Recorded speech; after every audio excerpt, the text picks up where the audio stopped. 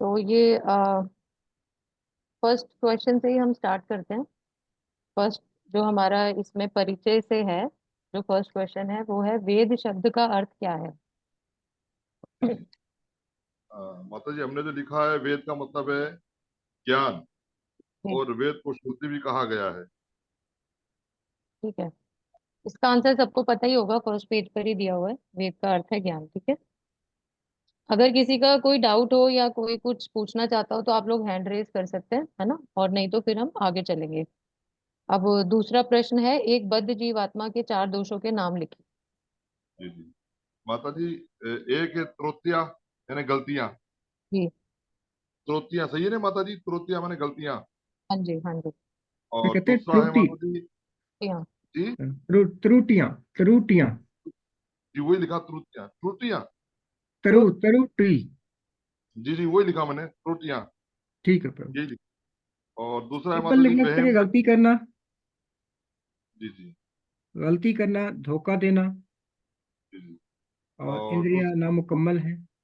दूसरा है जो हम, वो जो हम नहीं है, या माया इसकी चार जो नहीं चार है। पूरे करें ना ये प्रभु जी, मुक्ति जी, पूरे जीवात्मा के पूरे कर रहा चार हूँ। दोष के नाम। जी जी। पहले तृतीया, जो गलतियां हम्म। करता है। हम्म। दूसरा है वहम, वो जो नहीं हम्म। है, यानी वो हम्म। माया जो नहीं है। हम्म। तीसरा है धोखा। तीसरा है धोखा। हम्म। और चौथा है अधूरी इंद्रियां, यानी नामुकम्मल हवास। सही। जी। ठीक है। तो इसका, और दूसरा। हाँ प्रभु जी ने ठीक बताया। इसका है, एक तो हमारी अपूर्ण इंद्रियां हैं, पहला दोष, उसकी वजह से हम भ्रमित होते हैं, भ्रमित होने की वजह से हम त्रुटियां करते हैं, और चौथा क्या हो जाएगा? धोखा देना, जैसे कि प्रभु जी ने बताया। ठीक है, ये चार हमारे जो हैं बद्ध जीव के दोष हैं। उसके बाद आता है, ये ठीक है, सेकंड क्वेश्चन सबको, दूसरा प्रश्न तो मा, क्लियर है? मा, माता जी, ये जो मैंने चार बताए ये सही नहीं है? प्रभु जी ये सही है। ये ठीक है। आपने थोड़ा सा, जैसे कि आप ये कह सकते हैं, थोड़ा सा आपने एक्सप्लेन कर दिया है, तो ठीक जी है जी। वो, कि माया में रहना ठीक। जो नहीं है वो समझना, भ्रमित होना। तो अगर ठीक आप इसको भ्रमित होने को आपने थोड़ा सा बस एक्सप्लेन कर दिया, तो सही है आपका। ठीक। अच्छा, परमाणु के नाम माता जी, तीसरा है तीन परमाणु के मुतालिक लिखिए।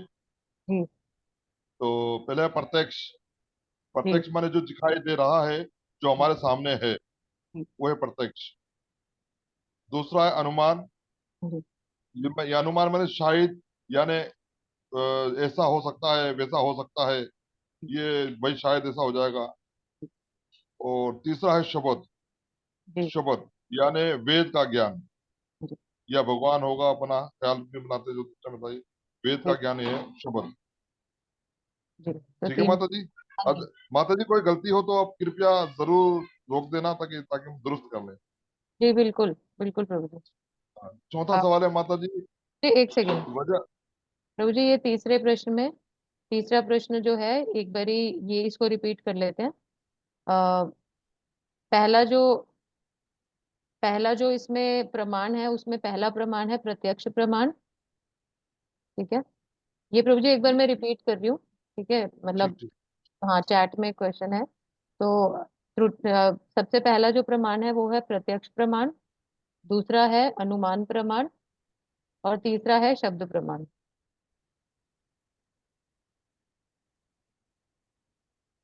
ठीक है हरेश्वर प्रभु जी? ठीक। अब चौथा प्रश्न चौथा बात। आता है।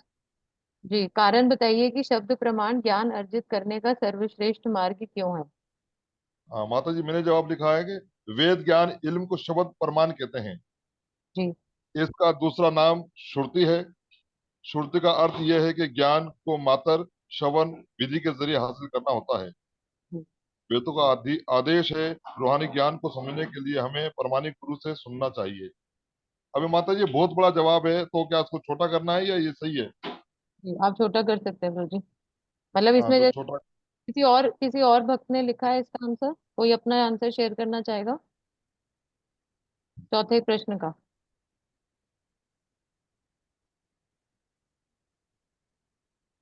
ठीक है। माता जी, थोड़ा सा आप थोड़ा सा इस पर रोशनी डालें माता जी। जी, तो प्रभु जी जैसे ये है चौथा प्रश्न कि हमें कारण बताना है कि शब्द प्रमाण जो है ज्ञान अर्जित करने का सर्वश्रेष्ठ मार्ग क्यों है। तो एक तो ये इसलिए है क्योंकि जो ये शब्द प्रमाण है ये हमें प्रमाणिक स्रोतों के द्वारा, मतलब जो ऑथेंटिक सोर्स होते हैं प्रमाणिक स्रोतों के द्वारा गुरु शिष्य परंपरा से मिलता है। गुरु शिष्य परंपरा से मिला हुआ ज्ञान है, इसलिए इसमें कुछ भी मिलावट नहीं होती। और अपने जैसे हम कह सकते हैं, मतलब आप इसको सिर्फ छोटे पॉइंट्स में ये लिख सकते हैं कि जो शब्द प्रमाण द्वारा ज्ञान अर्जित किया जाता है वो प्रमाणिक स्रोतों या मतलब बोनाफाइड जो गुरु शिष्य परंपरा होती है उससे हमें मिलता है। और इसका दूसरा जो हम कारण बता सकते हैं वो ये है कि ये अपौरुषेय ज्ञान है, मतलब इसमें किसी मनुष्य द्वारा कोई मिलावट नहीं है, मतलब कुछ अडल्ट्रेशन नहीं है इसमें।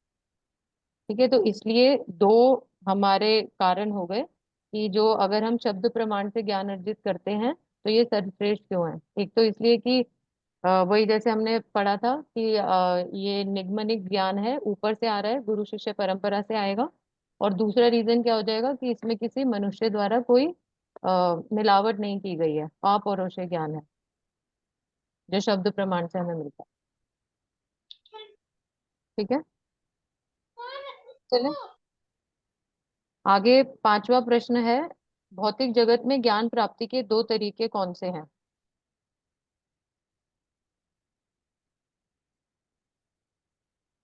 निगमनिक और आगमनिक। जी, निगमनिक ज्ञान जो है अवरोहपंथी ज्ञान और आगमनिक आरोहपंथी ज्ञान। ठीक है, तो अभी हमारा माता जी फिर से रिपीट करिएगा। जी इसका हमें ज्ञान प्राप्ति के दो तरीके बताने हैं भौतिक जगत में। तो पहला तरीका है निगमनिक ज्ञान, जिसे हम कहते हैं अवरोहपंथी ज्ञान, जो कि ऊपर से हमारे पास आ रहा है, मतलब गुरु शिष्य परंपरा और भगवान से हमारे पास आ रहा है। ये हो गई एक कैटेगरी। उसके बाद जो दूसरा तरीका है वो है हमारा आगमनिक ज्ञान, मतलब कि आरोहपंथी ज्ञान।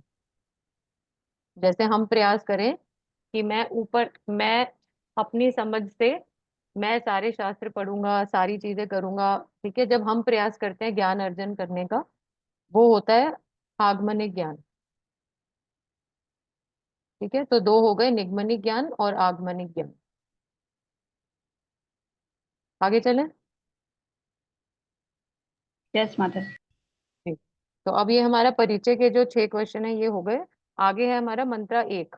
मंत्रा एक से हमारा पहला जो प्रश्न है वो है निम्नलिखित शब्दों के अर्थ लिखिए। माता जी ईशावास्य। इसमें एक और है ना, अभी तारुफ में एक परमाणु गुरु की दो काबिलियतें कौन सी हैं? जी माफ कीजिए, मैंने वो लिखा नहीं। हाँ, हमारा 6 क्वेश्चन है, एक प्रामाणिक गुरु की दो योग्यताएं कौन सी हैं। कौन सी हैं दो योग्यताएं।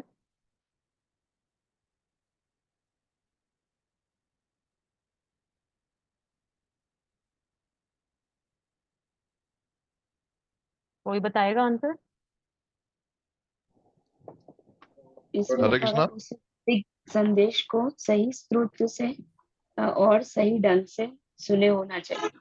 जी, ये एक योग्यता हो गई माता जी। दूसरा है उसे अमली तौर पर ब्राह्मण में साबित खत्म होना चाहिए। ठीक है, तो मैं एक बार रिपीट कर देती हूँ, सब लोग एक कर लें। ब्राह्मण में पूरी तरह से आत्मशुद्ध होकर अपने भक्ति कर रहा है। हाँ जी, ठीक है। पहला है कि वैदिक संदेश, जो प्रामाणिक गुरु है उनकी दो योग्यताएं क्या है। पहली कि उन्होंने वैदिक संदेश को सही स्रोत और सही ढंग से सुना हो। इसका अगर आप पेज नंबर भी देख सकते हैं, जो भूमिका है, ये मैं कैसे बताऊं, हिंदी बुक जो है, हिंदी बुक में 14 नंबर पेज है, उर्दू का पेज भी बता सकते हैं जिनके पास बुक है। ठीक है, पहला है कि जो गुरु हैं उन्होंने वैदिक संदेश को सही स्रोत और सही ढंग से सुना हो। और दूसरा, उन्हें ब्रह्म में दृढ़ता से स्थापित होना चाहिए, मतलब जो भगवान का ज्ञान है उसमें दृढ़ता से स्थापित होना चाहिए। सुनने का तो तभी फायदा होगा ना जब वो खुद दृढ़ता से स्थित होंगे। ठीक है, तो ये दूसरे में दो। माता जी ने लिखा, दूसरे ये में लिखा उर्दू में के ना तारुफ उससे पे जो लिखे हो ना हुरूफ रे, उस पर है ये। और सेकंड थर्ड लाइन पर है ये। अच्छा, ब्राह्मण लफ्ज है, ब्रह्म लफ्ज है माता जी। ब्रह्म। ब्रह्म, ठीक, ओके ओके। ठीक है, दृढ़ता से स्थापित होना चाहिए। ठीक है उसमें तो। क्या ये हो गया? अब आगे चले मंत्र एक में। ठीक है, ठीक है। मंत्र एक का जो पहला प्रश्न है वो है निम्नलिखित शब्दों के अर्थ लिखिए। ईशावास्य। ईशावास्य का क्या अर्थ है? ईश मतलब ईशावासी। भगवान और वास्य मतलब आवास्य मतलब नियंत्रित। जी, तो इसका मतलब हम ये भी कह सकते हैं जो भगवान द्वारा नियंत्रित है ना, भगवान के कंट्रोल में है, भगवान द्वारा नियंत्रित। ठीक है, आगे आता है उसका सेकंड पार्ट, परा व अपरा शक्ति, सॉरी प्रकृति, परा व अपरा प्रकृति। आला शक्ति, परा प्रकृति माने आला शक्ति, और जी अपरा प्रकृति माने अदना मादी कुदरत। जी। अदना मादी कुदरत, ठीक है। ठीक है, परा जो है वो है चेतन शक्ति, जो भगवान की चेतन शक्ति है, वो अपरा शक्ति है जिसमें कि कौन आते हैं? जीव। उसका एग्जाम्पल है जीव। ठीक है, और अपरा शक्ति जो है वो है भगवान की जड़ शक्ति, जो मतलब हमें जड़ चीजें दिखती है जैसे कि पृथ्वी, जल, अग्नि, वायु, आकाश और मन, बुद्धि, अहंकार, मतलब पंच महाभूत प्लस जो हमारा सूक्ष्म शरीर है। ठीक है, ये सारी चीजें आएंगी अपरा शक्ति जड़ तत्व में। तो माता जी सारा लिखना है, या अगर हम दो शब्दों में लिख दें, जैसे परा प्रकृति माने आला शक्ति और अपरा प्रकृति माने अदना मादी कुदरत, तो ये भी आंसर सही है? तो जी आंसर सही है, आंसर सही है। माता जी ये भी कह सकते हैं ना कि आध्यात्मिक शक्ति है परा और अपरा भौतिक शक्ति है। माता जी ये जो आप ऐसे भी लिख सकते हैं, बट जो अगर हम किताब के हिसाब से चलेंगे तो वहां पर चेतन और जड़ शब्द का इस्तेमाल हुआ है, और जो प्रभु जी बता रहे हैं ना, आप वो वाले वर्ड जो उर्दू के हैं ना, आप वो वाले वर्ड यूज यूज कर सकते हैं जो प्रभु जी बता रहे हैं। सही। ठीक है, और ठीक है, तो इसके बाद हम आगे चलते हैं। जिसको मतलब जिसको अगर कोई डाउट हो जहां पर भी, ठीक है, तो आप लोग हैंड रेज कर सकते हैं या मतलब वहां पर रोक दीजिएगा। उसके बाद अगला प्रश्न है भागवत साम्यवाद। भागवत साम्यवाद का मतलब क्या होता है कि जो सारी चीजें हैं, मतलब भागवत साम्यवाद, ये पेज नंबर मैं आपको बताती हूँ जहां पर प्रभुपाद ने ये बताया हुआ है कि सारी चीजें जो हैं वो भगवान की हैं। तो भागवत साम्यवाद पहले आप आंसर लिख लीजिए, उसका मतलब होता है सारी चीजें कृष्ण की हैं और हमारा कुछ नहीं है।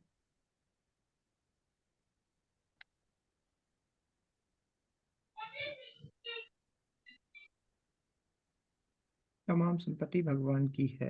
हाँ जी, समान संपत्ति हाँ भगवान की है।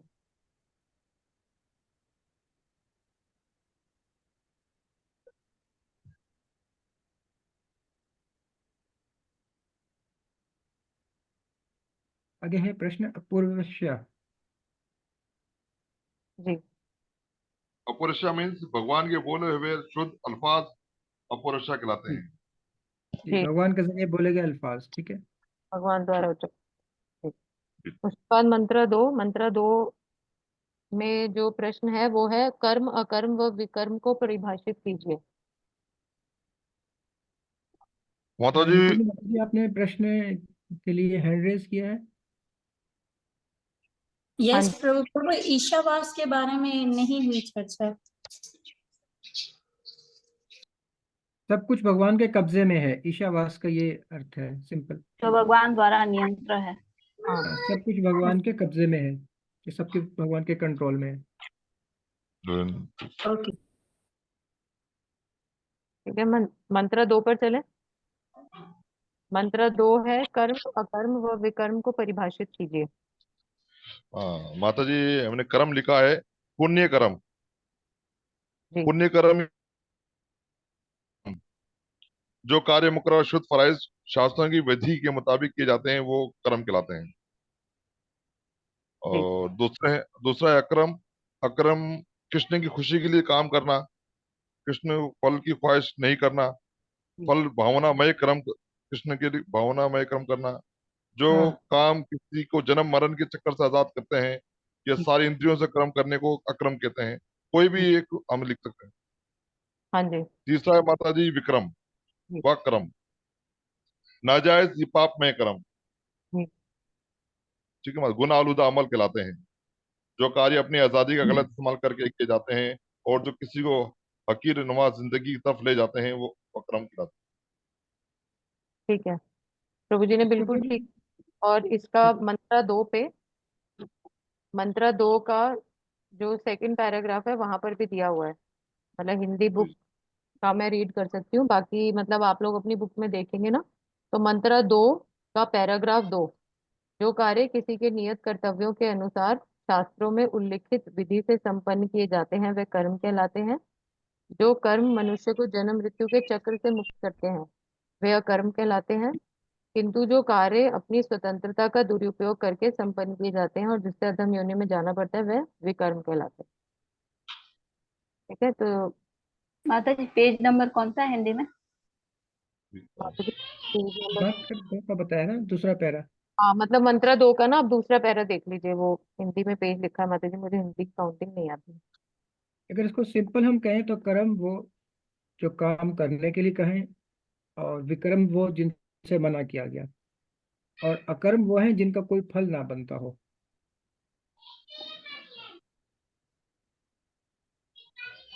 आगे चले मंत्र 3 पे। जी। आत्मभाव शब्द का अर्थ समझाइए। माते आत्मा का मनन मनन करने वाला, रूह का कातिल। मनन नहीं है, हनन, हनन करने वाला। हनन, हनन हनन, क्षमा क्षमा, हनन है। ठीक है। को मिल गया। उसके बाद है आगे, सुर व असुर शब्दों की परिभाषा दीजिए। सुर माता जी भगवान के शुद्ध भगत जो शास्त्रों के मुताबिक काम करते हैं, वो जी, सुर कहलाते हैं। असुर वो जो भगवान की भक्ति नहीं करते और शास्त्रों के मुताबिक अमल नहीं करते, वो असुर कहलाते हैं।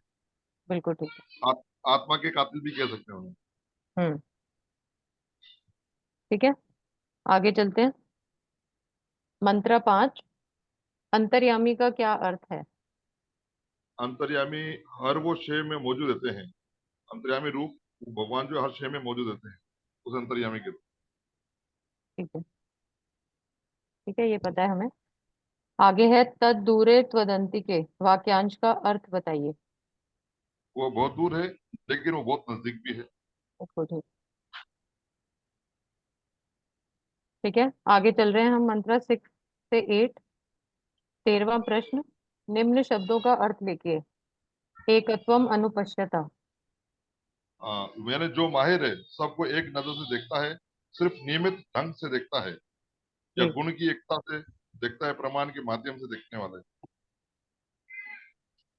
प्रामाणिक शास्त्रों की दृष्टि से सबको एक देखना। ठीक है, एकत्वम अनुपश्यता। उसके बाद अगला आता है हमारा, माता जी थोड़ा रिपीट कीजिएगा दोबारा ये वाला। एकत्वम अनुपश्यता, प्रामाणिक शास्त्रों की दृष्टि से समस्त जीवों को एकत्व में देखना।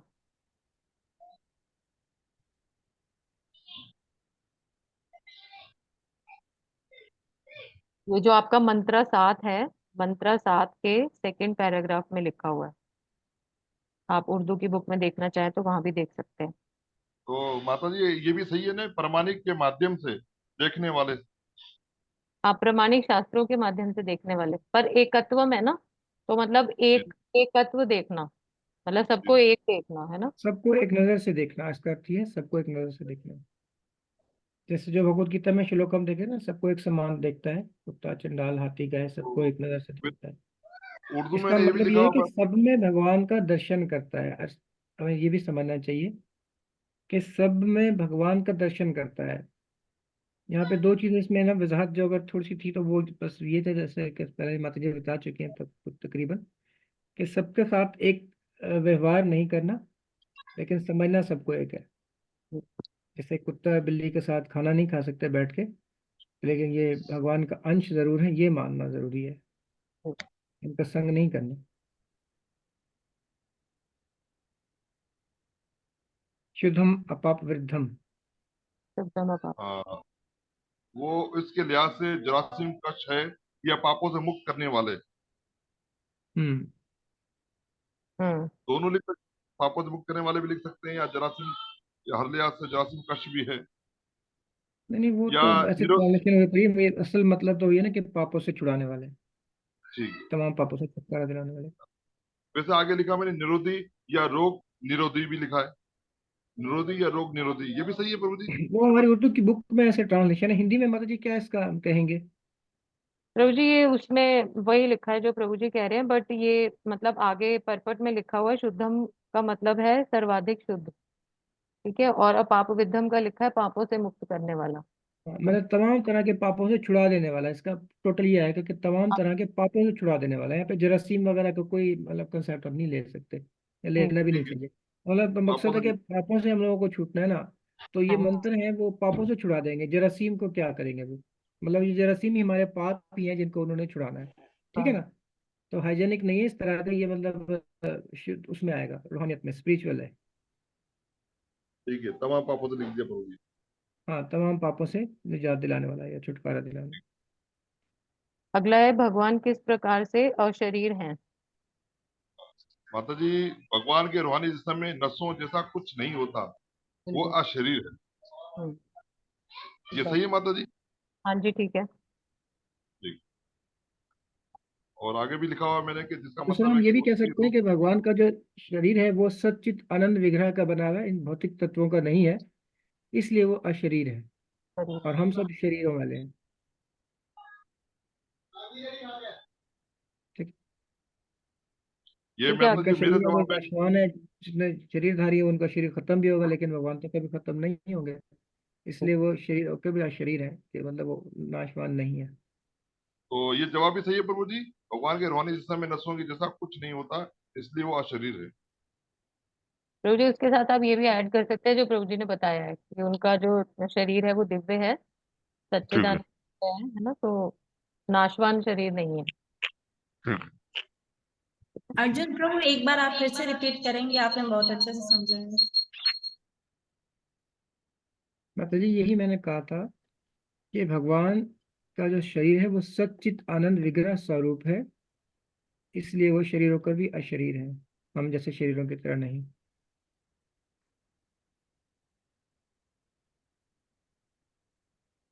ठीक है, अगला सवाल है ये भी हिरण्य। सिर्फ में वीडियो भी इसकी बना रहे हैं हम लोग, अपलोड कर देंगे, तो आप वहां से भी इसको टैली कर लीजिएगा। ठीक है। ठीक है। ठीक है प्रभु जी, ओके। हिरण्यकशिपु नाम का अर्थ स्पष्ट कीजिए। माने सोने का नरम बिस्तर। हम्म, ये लिखा ही हुआ है इसके ऊपर। ठीक है। ठीक है माता जी। जी। हिरण्य का अर्थ है सोना तथा कशिपु का अर्थ है मुलायम बिस्तर। ठीक है, आगे चलते हैं। भौतिक जगत के कष्ट अप्रत्यक्ष रूप से हमें क्या स्मरण कराने का कार्य करते हैं।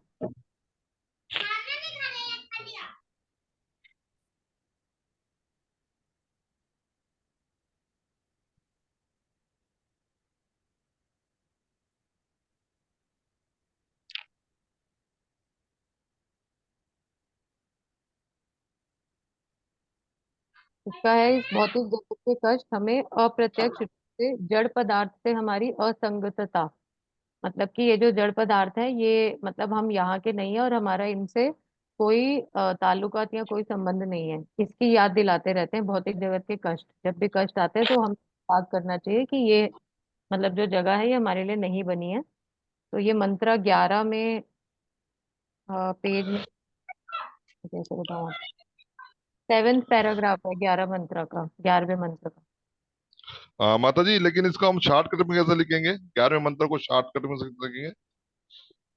तो जी ये तो शॉर्टकट। शॉर्टकट, शॉर्टकट में अपने बनाना तो ये लग सकते हैं कि ये कष्ट हमें संसार से विरक्ति पैदा कराते हैं, वैराग्य पैदा ठीक। करते हैं। संसार से वैरागी पैदा करते हैं। हाँ। ठीक। ठीक। ओके। ठीक है, आगे चले।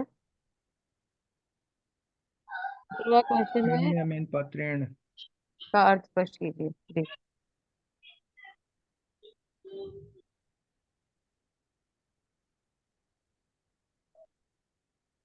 हिरण्मयी पात्रेण का अर्थ क्या है।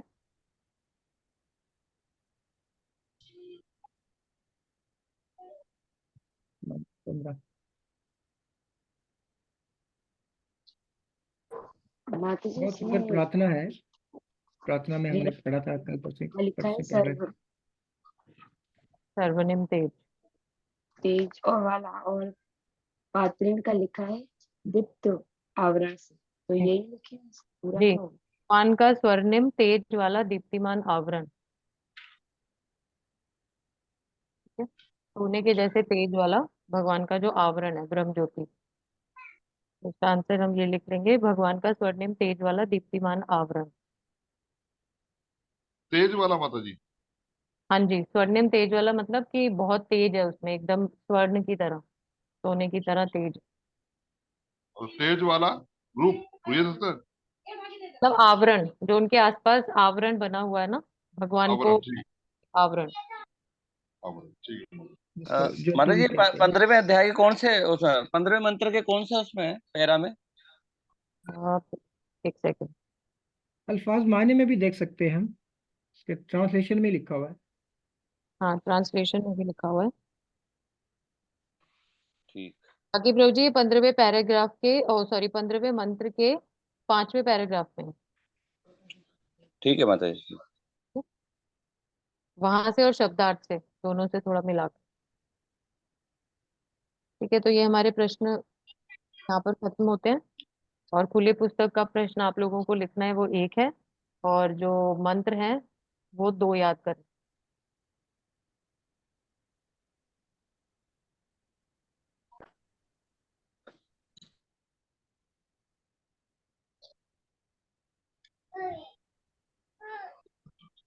ठीक है, हम रख दो। हमारे प्रश्न तो यहाँ पर पूरे हुए। ठीक। इसके अलावा अगर और किसी का कोई प्रश्न है तो हम ले सकते हैं। प्रभु जी वो मैं क्लोज बुक का जो सवाल है, नहीं सॉरी जी ओपन बुक का सवाल है, वो एक ही करना है ना? जी। धन्यवाद। और हमारा जो एग्ज़ाम है वो 20 अप्रैल को होगा, रामनवमी के बाद। ठीक है, तो मैं आप सबकी ओर से माता जी का बहुत बहुत धन्यवाद करना चाहूँगा कि इन्होंने बहुत ही सुंदर तरीके से हमें ये शास्त्र पढ़ाया। वास्तव में तो ये वेदों का ज्ञान है जो हमारी अकल से बहुत ही परे है, लेकिन परम पूज्य हमारे जैसे भक्ति वेदांत स्वामी श्रील प्रभुपाद की कृपा से, और हमारे श्यामानंद प्रभु जी, इस ग्रेस राम यज्ञ दास प्रभु जी, विमला प्रसाद प्रभु जी, और मदन मोहन प्रिया देवी दासी माता जी की कृपा से इतना सरल हो गया हमें इनका समझना। आसानी से हम इन चीज़ों को समझ पाए। जितना भी हम इनका धन्यवाद करें तो हमारे पास वो शब्द नहीं कि हम इनका मतलब आभार प्रकट कर सके। फिर भी हम पाकिस्तान की ओर से, फिर इस्कॉन पाकिस्तान की ओर से आपको बहुत बहुत धन्यवाद करते हैं माता जी। आपको दंडवत प्रणाम करेंगे। आप सभी हरे को कृष्ण माता जी। Thank you. हरे कृष्णा माता जी, बहुत बहुत धन्यवाद आपका माता जी, बहुत बहुत बहुत बहुत बहुत धन्यवाद। धन्यवाद माता जितना जी। आपका धन्यवाद माता जी हम करें बहुत कम है, क्योंकि जिस तरह हमने सोचा था कि बहुत मुश्किल है, लेकिन आपने इसको सरल तरीके से समझाया, मीठे अल्फाजों में, इतने मीठे अल्फाजों में समझाया माता जी कि हमें पढ़ते पढ़ते ही हिफ्ज हो गया। धन्यवाद माता जी, बहुत बहुत बहुत धन्यवाद। तो भी धन्यवाद आपका बहुत बहुत। भी और प्रभुपाद की सेवा में लगे हुए हैं, तो मुझे लगता है कि शायद सब कुछ हमारे लिए सरल है। सबसे बड़ा है कि मतलब हम सब मिलके इस कलयुग में, है ना, भक्ति करने का प्रयास कर रहे हैं। तो जो मतलब प्रभुपाद की कृपा और हमारे गुरु वर्ग जो है उनकी कृपा हम पे इसी तरीके से बनी रहे, तो हम एक दूसरे के लिए प्रार्थना कर सकते हैं और एक दूसरे को आशीर्वाद दें कि हम सब इसी तरीके से भक्ति में प्रगति करें और जीवों अपना उद्धार करें और जीवों का उद्धार करने का प्रयास करते रहें। तो आप सबका बहुत बहुत धन्यवाद। आपसे मिलकर बहुत अच्छा लगा, बड़ी बहुत प्रेरणा मिली, और अच्छा लगा आपके साथ श्री ईशोपनिषद को दोबारा से पढ़कर। आप सबका बहुत बहुत धन्यवाद। धन्यवाद माता जी। हरे धन्यवाद कृष्ण। बाबू, धन्यवाद। एक धन्यवाद माता जी। ठीक है, हम क्लास को लीव करेंगे। जो लोग लीव करना चाहते हैं लीव कर सकते हैं। मैं रिकॉर्डिंग को ऑफ कर रहा हूँ। और माता जी आपको बहुत थैंक्स, आपने फ्राइडे और बंडल ऑफ थैंक्स माता जी। संडे को भी टाइम दिया हमें। तो बिल्कुल ऐसा कुछ नहीं है। ठीक है माता जी। ठीक हरे है। Krishna. Thank you very much. Hare Krishna. तो भी मेरी एक दूसरी क्लास है, तो मैं लीव कर दूं यस मीटिंग। यस यस माता जी, आप लीव, यू मे लीव।